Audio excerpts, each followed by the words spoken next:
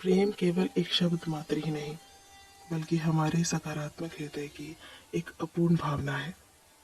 प्रेम के संबंध में हर युग में असीमित गाथाएं लिखी गई हैं। वास्तव में प्रेम किसी को प्राप्त करने का नाम नहीं, अपितु त्याग का नाम ही सच्चे प्रेम की परिभाषा है।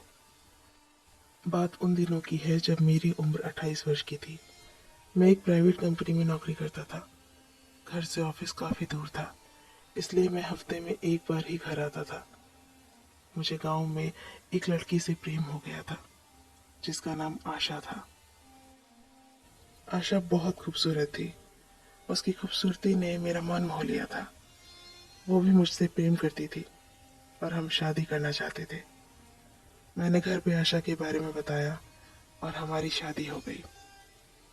आशा बहुत खूबसूरत थी, इसलिए पूरे आस पड़ोस में उसकी सुंदरता के चर्चे थे। मैं अपनी पत्नी से बेइंतहा प्यार करता था। हमारा वैवाहिक जीवन हंसी खुशी चल रहा था। एक दूसरे के प्रति अतः प्रेम और विश्वास के सहारे हम अपनी जिंदगी में बहुत खुश थे। एक बार अचानक से आशा के चेहरे पे इन्फेक्शन हो गया। उसका इलाज चलने लगा, लेकिन उसका इन्फेक्शन फैलता गया। उसे चर्म रोग हो गया था और समय के साथ उसकी खूबसूरती घटती चली जा रही थी। आशा की ये हालत मुझसे देखी नहीं जा रही थी, परंतु मैंने आशा को यह एहसास नहीं होने दिया और अपने विश्वास को टूटने नहीं दिया। और पहले की ही भांति मैं अपने काम पर जाता और हफ्ते बाद वापस आता।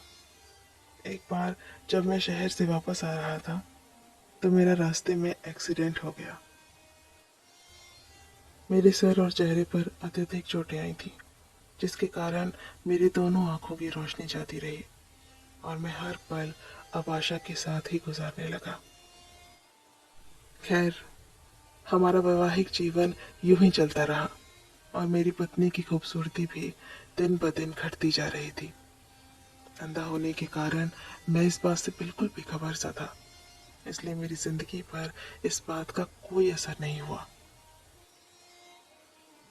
हम पहले की ही तरह एक दूसरे को चाहते थे और ख्याल भी रखते थे, परंतु नियति को कुछ और ही मंजूर था।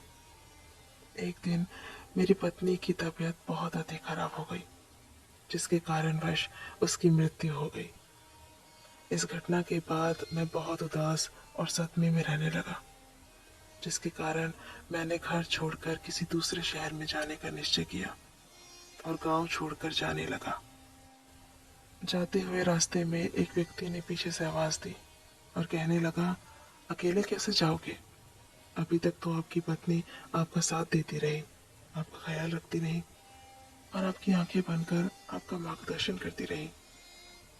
ये सुनकर मैंने उस व्यक्ति को जवाब दिया, मैं अंधा नहीं हूँ, लेकिन ऐसे जीवन व्यतीत कर रहा था जैसे मैं अंधा हूँ। क्योंकि अगर उसे ये पता होता कि मैं उसकी बदसूरती देख सकता हूँ, तो यह एहसास उसे उसकी बीमारी से अधिक तकलीफ देता। इसलिए मैंने अंधे होने का नाटक किया।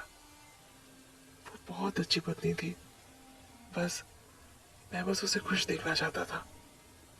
आगे होते हुए भी मैंने जीवन के किसी रंग को महसूस नहीं किया और संपूर्ण जीवन उसके असीम प्रेम पर समर्पित कर दिया।